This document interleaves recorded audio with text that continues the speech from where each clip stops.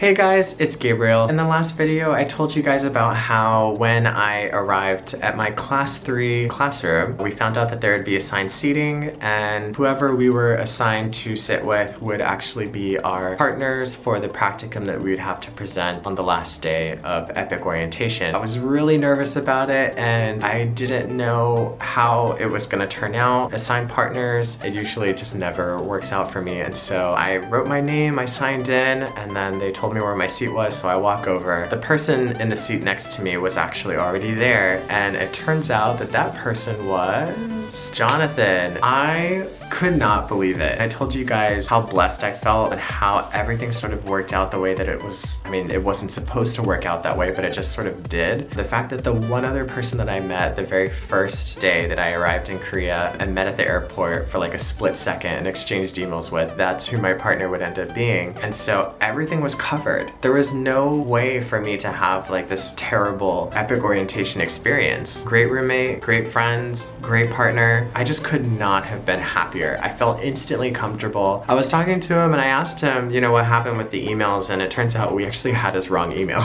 So class 3 was off to a good start. We had some type of competition to figure out who was gonna be the class representative, which was pretty fun. A couple of people were up there trying to audition. They gave like a speech and then they tried to show off their talents. Joseph was a guy that became our class representative and he did a great job and everyone seemed to really like him. He did such a good job, in fact, actually. He became the spokesperson for the whole orientation, and so he gave like a final speech as like a goodbye speech to everyone, and he kind of like teared up a little bit. But yeah, so nighttime came, and now that I found out Jonathan was here, our group was trying to figure out, you know, where are we gonna go? What are we gonna do? Like, we're only in Seoul for 6 days, but 5 nights, I think is what it was. We were like, you know, we had to try to do something every day, so where should we go first? And Patrick is always like, I feel like he like sort of automatically becomes like our tour guide, even with places that he's never been to. He just always seems to know like where we should go or what we should do. Our mission for night 1 was to go to Seoul Tower. We got lost as usual. We were trying to find our way. Apparently we were, you know, walking through some way and accidentally found a location that Patrick knew to be a site where they filmed Running Man once before, which I was like, oh, that's pretty cool. And I was like, this definitely looks like a Running Man setting because there were so many stairs. It felt like an obstacle. We saw some like really nice landscape. At one point, like we were just walking for so long that we decided that we should take a taxi. So we took a taxi to get to a bus station that would help us make our way up on the hill. We caught the bus and I learned that Korean buses are shaky. You have to literally hold on for your life. Especially when it's packed with people, it's even more uncomfortable because you don't want to like push somebody by accident or knock someone's like eye out or something. But the only cool thing about that bus ride was that I actually heard like a group of Japanese people talking. So I was like, oh, they're Japanese. If you're someone that has motion sickness like very easily, don't take Korean buses. Eventually the bus takes us to this hill, and this was a hill that many people were walking on. It's very steep, but it was actually very pretty. So we were here obviously at nighttime, saw that people were like taking pictures and stuff, and there was actually like some really cool like light designs on the ground. I actually didn't see like exactly where the source was.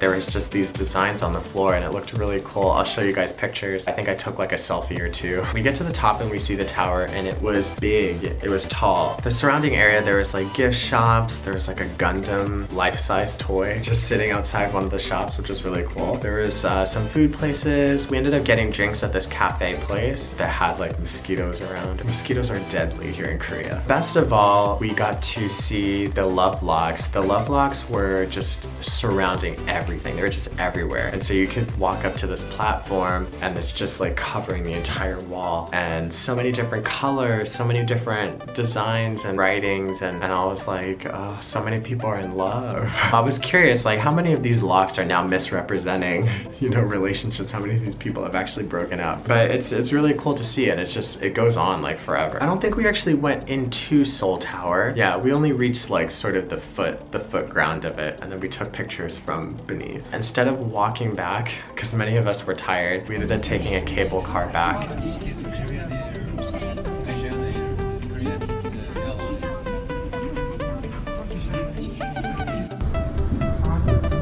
Say hey guys. What's up? After that, we went to walk around neighboring cities. I saw this really cool, it was like a huge sunglasses. The frame was like glowing in different colors, and that was really cool. I have no idea what that store was. Maybe they sell sunglasses. We saw a lot of street food. I saw a place that like sold toys and stuff. And then we saw a place that sold socks. Korea has a lot of like character designed socks and stuff, and they had so many different things from Pokemon to Sailor Moon to Avengers to some traditional Korean like hanbok style things. And so I got like some socks for my co-teacher and her niece, and then that's actually where I got my Batman and Superman socks. And then I also got Squirtle socks. I don't know if I showed you guys my Squirtle socks. Squirtle socks. I would have gotten Pikachu, but there's no Pikachu. And I actually thought that there was a Pikachu, but I looked very closely and it was Psyduck. And I was like, ew, way to trick people.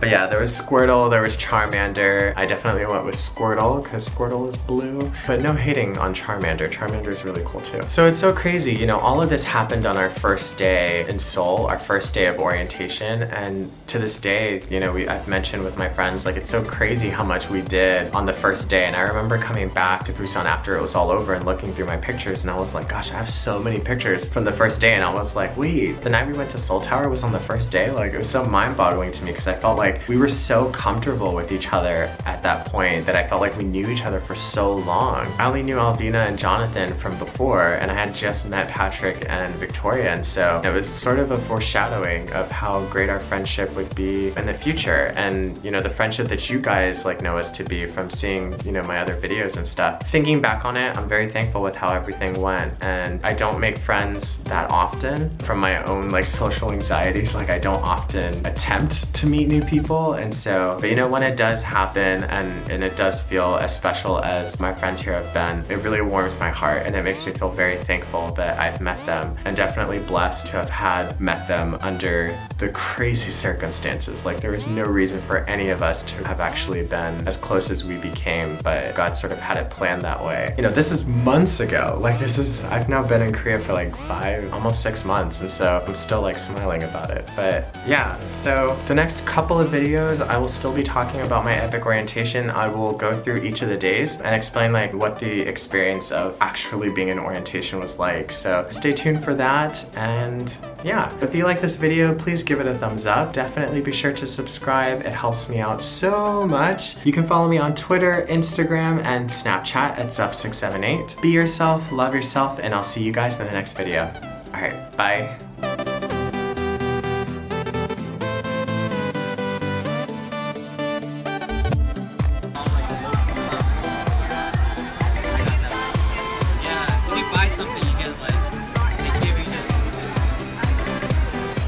Bye guys, time to eat. Oh, so hungry. They also gave us gift bags, and so our bags came in like this. And this is actually a pretty good sized bag, and I have used it ever since. It came with the t-shirts, and it came with this book. This orientation book actually has information about the lecturers, which are basically